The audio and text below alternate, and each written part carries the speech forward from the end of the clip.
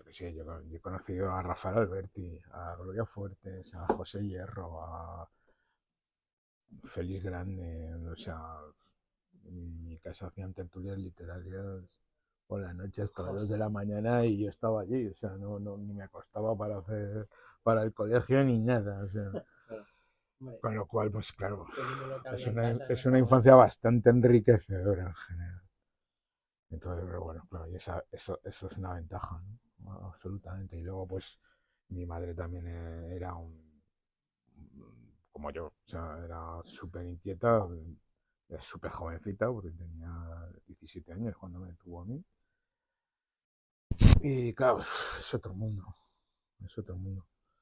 Entonces, claro, ahora, pues, o sea, que estaba focalizadísimo, pues, desde nada, o sea, escribía, a los 5 años estaba escribiendo cosas.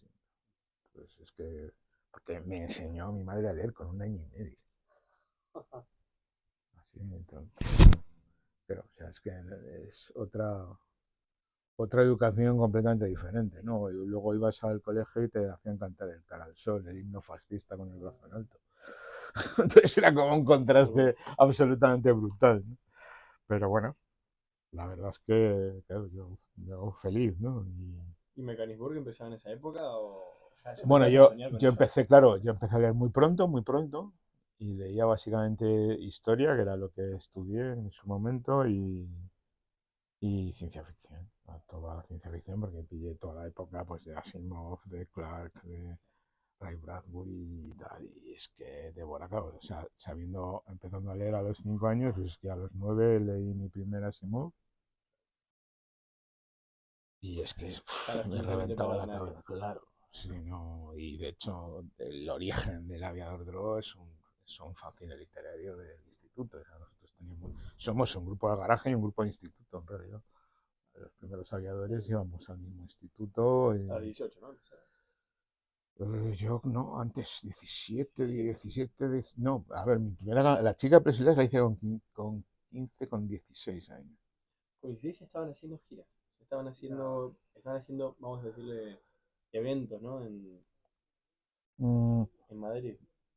lo que nosotros empezamos, teníamos un grupo punk antes, en el 77, se llamaban Los Drugos, como Alex y de la Naranja Mecánica. Y luego eso derivó en El Aviador, ya con una banda un poco diferente. Y esto pues sería en 79, que yo tenía 17 años ya como aviador. Y las primeras canciones, pues Nuclear, no, Selector no, pero Nuclear y La chica de Plexiglas son de, pues eso, con 16, 17 años las hicimos y, y claro, a mí me parecía súper natural porque mi madre había emigrado a España, ella es ecuatoriana, era ecuatoriana, y con 13 años. Y mi abuela pues la había dejado, o sea, la había dejado en Europa, se trasladó en Europa y la dejó aquí, eran 2 hermanas, una en un lado, me parece, no sé si en Londres, en París, y a ella, y entonces, claro, a mí, yo vivía solo desde los 15 años, y mi madre vivía sola desde los 13, entonces es como, claro, ahora ves la sociedad ahora y tal, con los chavales que están con 35 años en casa y tal, y es otra historia, o sea, es una civilización completamente diferente. Pero claro, ahí pues espabilabas rapidísimo. Hombre, Y o teníamos eso, espabilaba o pues, espabilaba. Que no claro, había, no claro, había es que opción B. no había otra opción. Y entonces eso, pues claro, primero montamos un grupo literario ahí con fanzines y tal en esa época, y ya eso derivó un poco con el punk y tal, pues descubrimos. Yo pensaba que iba a ser escritor, o sea, de hecho, vamos. Que lo eres de alguna manera. Sí, de No, no hecho, al 100% enfocado en ese arte, pero sí. pero vamos, en esa época pues escribía muchísimos relatos y tal, y teníamos este fanzine que era donde empezamos Arturo Lanz, también de Esplendor Geométrico, y bueno, pues la verdad es que nuestro foco era la literatura. Lo que pasa es que de repente irrumpió el punk y dijimos, pues esto es lo mismo, pero subiéndose a un escenario y tocando cuatro acordes y te hace mucho más caso, ¿no? De hecho, los fanzines, pues bueno, tenían una repercusión, pero una repercusión mínima, ¿no?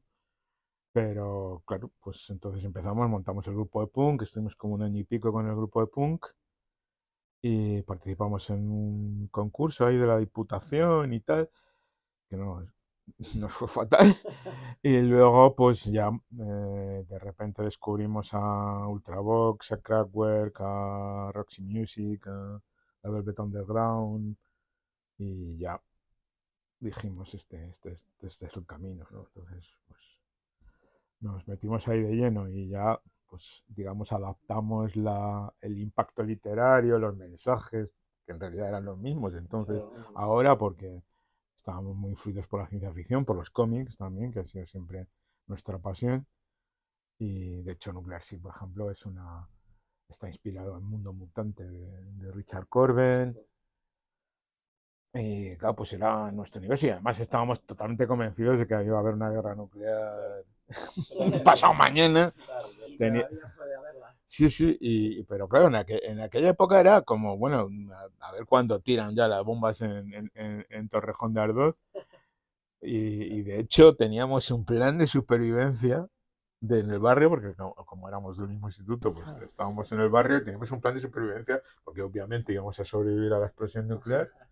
Y entonces teníamos como un plan así tipo Mad Max de dónde había tiendas donde se podían conseguir ballestas y Para hacerlo arcos. referente luego, ¿no? Sí, sí, La sí, sí. Entonces salvación. teníamos como un plancito como de 15 a 20 páginas con las zonas del barrio donde tendríamos que ir a buscar medicamentos y a buscar. O sea, un plan de supervivencia tipo apocalipsis zombie, pero en este caso era un apocalipsis nuclear, ¿no? Pero es algo que la gente subestima hoy. Tal vez, o sea, Claro. no está lejos de pasar, está un dedo, ¿no? O a dos. Sí, lo que pasa es que ahora yo creo que han descubierto que las pequeñas guerras en sitios como, pues eso, como Ucrania, como Sudán o como lo que sea, pues son mucho más rentables. Entonces, Claro. y claro, destruir el mundo, pues no les sale demasiado a cuenta, aunque puede ocurrir también en cualquier momento, pero ahora es un negocio. ¿Sí? Entonces es un capitalismo de estado brutal y es de lo que vive pues el 1% de la población o el Sí. 0,5% de la población sobre los demás, ¿no? Y es muy interesante cómo han pasado, ¿no? Por las diferentes épocas del mundo hasta llegar a la revolución tecnológica de hoy. Y bueno, tienen bajo la manga, para ir adentrándonos, sin spoilear demasiado, Tecnochitlán. Tecnochitlán. Pues claro, así una de mis fascinaciones en general son los mundos paralelos, ¿no? Yo creo que realmente todo lo que puede pasar, o todo lo que puede pasar en un momento, pasa en un mundo o en otro. Y entonces, pues Mecanisburgo para nosotros era el epítome de toda la ciencia ficción que nos encantaba. Entonces era un mundo paralelo donde en la actualidad pues se había cumplido un poco lo que la ciencia ficción clásica de los años 30 a 50 pues había predicho que sería el futuro, ¿no? Pues un poco Back to the Future, ¿no? Claro, Coches claro. voladores, robots, eh, mundos virtuales, en fin, todo este tipo en Mecanisburgo son una realidad a fecha de hoy, de alguna manera. Lo que se esperaba que fuera el futuro en aquel momento, ¿no? Y entonces pues nosotros plasmamos ese mundo en un disco que además incluía una especie de manual para jugar a rol. Está por aquí, ¿no? A ver. Bueno, este es el juego de tablero, Ese porque juego al de final tablero. lo que editamos comercialmente fue un juego de tablero que era un poco una versión reducida, porque en el disco había un CD-ROM con, pues yo creo que hay un manual de, no sé, 150 páginas, ahí describiendo el universo, describiendo los barrios de la ciudad. Y en realidad, pues es que nosotros éramos Cyberpunk antes del Cyberpunk. O sea, no Sí. éramos Cyberpunk en el 79, ¿no? ¿Y cómo Y le llamaban en esa época? pues nos llamábamos, o sea, nosotros la palabra tecnopop De hecho, hemos sido el primer grupo del mundo Del en mundo. utilizar la palabra techno. Marcaron un antes y un 10 después. años, 10 años que el techno de Detroit. El techno con CH, que es el que nos llamamos nosotros, porque el H nosotros no lo usábamos, obviamente. Y entonces, y de hecho en España fueron los primeros discos que salieron como tecnopop a raíz de que nosotros inventamos el término. Ariola, BMG Ariola, lanzó una colección que se llamaba Tecnopop, con Devo, con Ultravox, con una serie de bandas electrónicas de electropop. Y es la primera vez que yo sepa, no voy a sentar cátedra, pero que yo sepa, es la primera vez históricamente que alguien se refiere a un tipo de música como definido así, ¿no? Porque hasta entonces, incluso los propios Kraftwerk, lo que eran era el rock alemán, la cool wave, pero incluso los propios Kraftwerk, que luego hicieron un álbum que se llamaba Tecnopop, y una canción que se llamaba Tecnopop.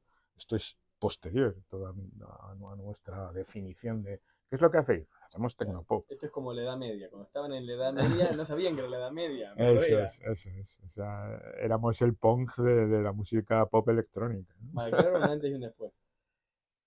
Bueno, en España sí, evidentemente nosotros no inventamos la música pop electrónica, nosotros teníamos de referentes pues gente pues esto como por supuesto Kraftwerk, Devo, los Residents, eh, The Tubeway Army, que era el grupo de Gary Numan, el grupo previo de Gary Numan, los propios Joy Division, en algunos de sus discos. Entonces, no inventamos nosotros, pero sí que yo creo que nuestra música es diferente. O sea, no es una copia, está muy influenciada por ellos, pero sí que logramos, yo creo, tener un sonido muy distintivo, ¿no? Y además, pues una vida bastante larga como banda, ¿no? Que no es nada habitual en general y prácticamente sin interrupciones. Ideas que perduran. Sí, yo creo que porque en realidad, pues es verdad que escuchas letras de hace 40, 45 años y tienen totalmente relevancia. Y el otro día en el concierto del 27, pues, es que se me acercaron dos chavales que tendrían 16, 17 años Porque había gente y, joven también en el y concierto. estaban encantados. Claro. Y uno de ellos decía que había, digamos que uno de ellos, pues seguramente, yo qué sé, tendría algo de su familia, su padre o su tío, quien fuera, le había enseñado y nos había conocido a través de su familia, pero el otro era un amigo que se dice, joder, pues os he conocido hace 3 horas porque me ha comentado mi amigo y estoy encantado. Y claro, entonces, porque la visión que tienen ahora los chavales de la música electrónica, ¿no? Pues de alguna manera es como un tipo ahí detrás de un laptop, ahí dando botones y tal. Nosotros tenemos un concepto en realidad más espectáculo, más rockista, y no hay muchas bandas ahora mismo practicando esto, ¿no? Porque los propios Devo se acaban prácticamente de retirar. Kraftwerk es un grandísimo espectáculo, pero están en otra división o en otra filosofía. Y entonces, pues bandas como nosotros, pues no hay muchas a nivel internacional. ¿Y crees que volverá el Tecnopop? ¿Se pondrá nuevamente de moda? Bueno, yo creo que se ha integrado de alguna manera. O sea, ahora mismo la música moderna o la música que dice algo, que probablemente esté más orientada al rap o al electrometal o cosas de ese tipo, en realidad han incorporado, digamos, toda la base pues, las bases electrónicas. Y nosotros cuando empezamos, pues la gente no entendía, ¿no? Que tocáramos con cajas de ritmos, y con sintetizadores y que tuviésemos secuencias y estuviesen programadas y no las tocaras tú a mano, ¿no? Entonces, esto no lo entendían y lo despreciaban muchísimo, ¿no? De hecho, pues todas las bandas rockeras de esa época, como Barón Rojo, toda esa gente, pues, bueno, esto, primero ya despreciaban un poco la nueva ola de por sí, ¿no? Decían que éramos unos niños de papá, no sé de dónde habían sacado eso, bueno, Era un poco el miedo, ¿no? sí, Lo primero que se veía. y bueno, y es verdad que éramos muy malos tocando, pero las ideas que estábamos diciendo, las letras que comunicábamos y tal, pues, ¿no? O sea, al final, al cabo de 40 años, más o menos aprendes a tocar y además están tus máquinas ahí por si acaso. Pero también era una liberación, porque es un mundo diferente. Las bandas de la nueva ola de entonces estábamos más preocupados de lo que decíamos que en realidad de tocar, Que de cómo sonaba. de cómo Sí, lo sonaba. decía. Además, cómo sonaba era espantoso.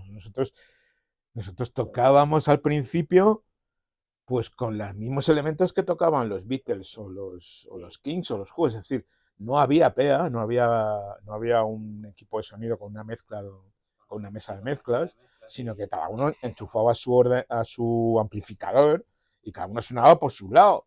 Tanto las voces, que había un equipo de voces, o sea, exactamente con los mismos medios que podían estar tocando ahora mismo bandas como los Beatles, incluso en un estadio, ya, o en un palacio, en un pabellón de deportes. Entonces, claro, era atroz. Era absolutamente atroz el sonido. No os podéis imaginar lo malos que llegaba a ser poder escuchar algo con esas condiciones. Bueno, de hecho, los Beatles se retiraron porque no podían hacer en directo lo que Lo que hacían en hacían el estudio, en el ¿no? estudio. Era calidad. Claro, entonces, pues claro, nosotros nos pasábamos algo de eso. O sea, pero como en la mitad de los conciertos, cuando salíamos y cantábamos Nuclear Sea, pues la gente nos tiraba de todo, pues entonces tampoco nos preocupaba mucho porque tocábamos 4 o 5 temas nada más. Y luego lo que nos dedicábamos era esquivar los objetos que caían en el escenario, ¿no? Cómo evoluciona, ¿no? Porque al principio esquivaban objetos, luego los entendieron y ahora son los visionarios. Son los que Claro, vieron hace mucho tiempo. claro, porque ahora de repente estamos viviendo en parte de ese futuro que nosotros anunciábamos o para nosotros el futuro no es algo pasivo, no es algo que te va a venir o que te va a devenir de alguna manera. Nosotros, si nos gusta un futuro y unas determinadas cosas de ese futuro, trabajamos en el presente para que ese futuro se acerque lo más posible a lo que nosotros queremos que sea el futuro. No pensamos en el futuro como una cosa que nos va a venir independientemente de cualquier cosa que hagamos. Yo creo que todo artista o el arte en general tiene que estar relacionada con la cultura del momento, con la sociedad del momento y tiene que responder y reflejar esos intereses y reflejar ese tomar partido político, tomar partido social, porque si no, no es arte, es decoración. Entonces, Totalmente. ujú. Ya estamos muy preocupados por lo que decimos, por si ofendemos, por si no. Claro, nosotros no, la mitad de nuestras canciones o la mitad de las canciones de la movida madrileña, ahora mismo pues todo el mundo estaría ofendidísimo, ¿no? Pero tanto Vox como Podemos, ¿no? O sea, ¿esto qué es? O sea, es una falta de libertad de expresión muchísimo mayor que la que teníamos en los 80. O sea, cuando salimos de la dictadura de Franco, yo he visto cosas que se hicieron en los 80. Había una, una versión musical de la Biblia de un grupo de teatro anarquista que era lo más disruptor que he visto yo en mi vida. Y esto era en el 79, 80, quizás un poquito antes, incluso 79. O sea, y era que te quedabas con la boca abierta de lo que estaban diciendo y lo que estaban. Cuando hacía 2 años hubiesen metido en la cárcel, vamos, y tirado las llaves a un pozo profundo, ¿no? Lo que genera la represión. Absolutamente. Y claro, eso los chavales ahora es que no se pueden imaginar.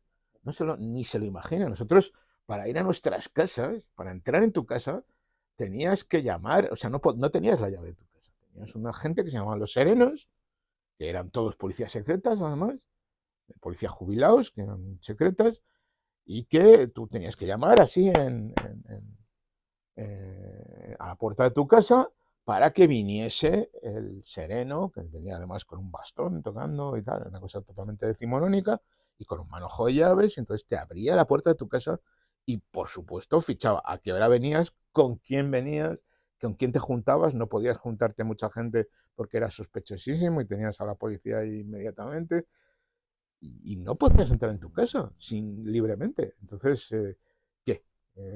Ahora mismo los chavales que están votando a la ultraderecha son conscientes de eso, saben que eso es el final de toda esa cultura ultranacionalista nazi que tienen esta gente. Entonces, pues bueno, para mí es inadmisible, ¿no? O sea, hay unos ciertos puntos, ya no estamos hablando de sociedades o ideologías, yo no me considero ideológicamente de izquierdas, me considero anarquista, ¿no?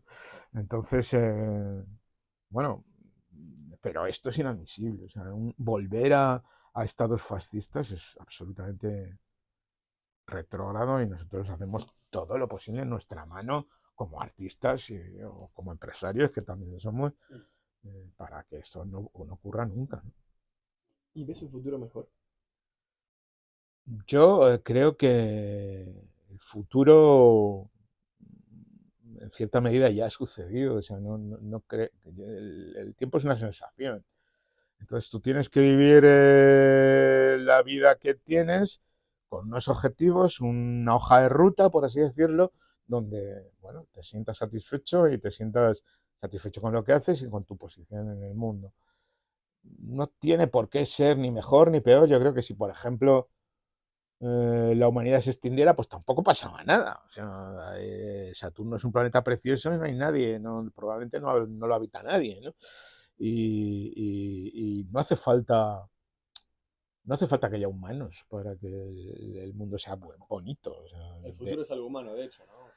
Sí, es como concepto, sí, efectivamente. O sea, efectivamente, si no hay humanos no puede certificar exactamente. el futuro.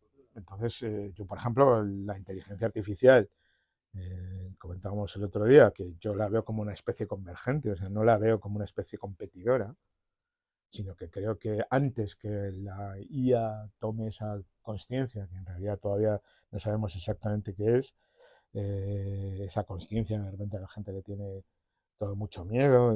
Yo creo que si tomasen ellos el control, probablemente sería para mejor. O Sí, sea, para mejor. es muy difícil hacerlo peor yo que sé, que lo que están haciendo ahora los israelíes o lo que están haciendo los rusos. Bueno, los rusos, vamos a hablar de Putin y de Netanyahu Claro, porque no son todos, ¿no? No se puede generalizar. Pero evidentemente el peligro es el ser humano, no es la IA en ningún caso. Y la IA lo que puede hacer precisamente es potenciar como herramienta que es, lo que hablábamos ayer en la Fundación Telefónica, pues es un potenciador de lo humano bueno y de lo humano malo, obviamente, como todo, como la literatura, como los libros, como la imprenta, como Internet, todo potencia al ser humano y por tanto su lado bueno y su lado malo. Que el futuro está más del lado de los malos, pues eso es responsabilidad nuestra. En el mundo democrático tienes unos votos que más o menos, tampoco hay tampoco en realidad es un poco más que un juego decorativo o una especie de cortina de humo que nos hace pensar que tenemos algo de control, pero bueno, algo de control hay. Y ahí cuando pones tu voto, pues estás participando un poco de ese control. Y en general en lo que haces en tu vida diaria, pues, bueno, efectivamente no es lo mismo comprarte la marca de Nike que ir a un comercio un poco más justo, ese tipo de cosas, pequeñas cosas, pero que contribuyen efectivamente a que el futuro de momento sea algo mejor. A nivel, a nivel global, como futuro de la humanidad, yo creo que tenemos una oportunidad además, yo diría que cósmica, porque por lo que estamos viendo en, en astrofísica, no parece que haya civilizaciones tecnológicas muy abundantes en lo que es el universo, ¿no? O sea, que probablemente seamos un caso raro, no único, con seguridad, pero raro. Es decir, que es posible que no llegamos a contactar con otra civilización nunca. Es una posibilidad real ahora mismo y por tanto tenemos una oportunidad de ser una de las pocas civilizaciones interestelares, pocas, y desarrollar pues lo que sea que esta cultura tecnológica que estamos desarrollando, que es nuestro hábitat natural, sí, evidentemente. ahora ya O lo es. sea, yo no creo, probablemente, bueno, y ahora están investigando mucho, yo creo que una de las cosas que va a hacer la inteligencia artificial es mejorar mucho la comunicación con el mundo animal, con los animales inteligentes, que yo creo que los cetáceos, los primates, los gatos tienen un nivel de inteligencia muy superior al que nosotros pensamos y un nivel de comunicación. Ahora están precisamente con inteligencia artificial, están desarrollando mucha investigación en el lenguaje pues, de las ballenas, por ejemplo, que probablemente estén contando sagas absolutamente Perdona, perdona. Se corta, eh, hay postproducción. estén contando sagas históricas y con un nivel de comunicación altísimo. Otra cosa es que no son seres tecnológicos, pero bueno, no lo han necesitado durante cientos de miles de años, ¿no? Y ante este potencial problema con la humanidad, ¿el metaverso es una solución? Yo como todo lo veo como una ampliación. O sea, para mí es una ampliación de posibilidades y para el mundo creativo, cuando se habla, por ejemplo, oye, es que esto va a quitar trabajo, esto va a tal, esto va a alienar. Yo creo que todos tenemos esa decisión y en realidad tenemos el control. Lo que pasa es que ese control, pues nos gusta relajarnos mucho y hacer realmente lo que nos da la gana y el ser humano en general, sobre todo ahora, pues tiende un poco a esa desidia o a ese. Antiguamente pues tenía como lo de Dios, patria, rey, que en realidad era un constructo absolutamente estúpido, pero bueno, pues tenías ahí eso como motivación y ahora pues que tenemos mucha más información, mucho más conocimiento, pues claro, los chavales de 15 a 20 años dicen, pero bueno, ¿en qué sitio estáis viviendo? ¿Con qué objetivo estáis? No entienden que hay que marcar unos objetivos de crecimiento personal y unos objetivos de crecimiento social y les cuesta mucho trabajo encajar en ese universo, ¿no? Pero está ahí ¿Qué para escogerlo. hace Generación X al respecto? Bueno, pues funcionamos, aunque no somos estrictamente somos una empresa y participamos de alguna manera del colectivo capitalista en cierta medida, pero intentamos distorsionarlo lo más posible, intentamos que la gente eh, trabaje para vivir, no viva para trabajar, básicamente, con ese concepto. Entonces, pues intentamos, pues por ejemplo, tenemos la regla de que los socios o ejecutivos no pueden cobrar más del doble que ningún empleado de nuestra empresa.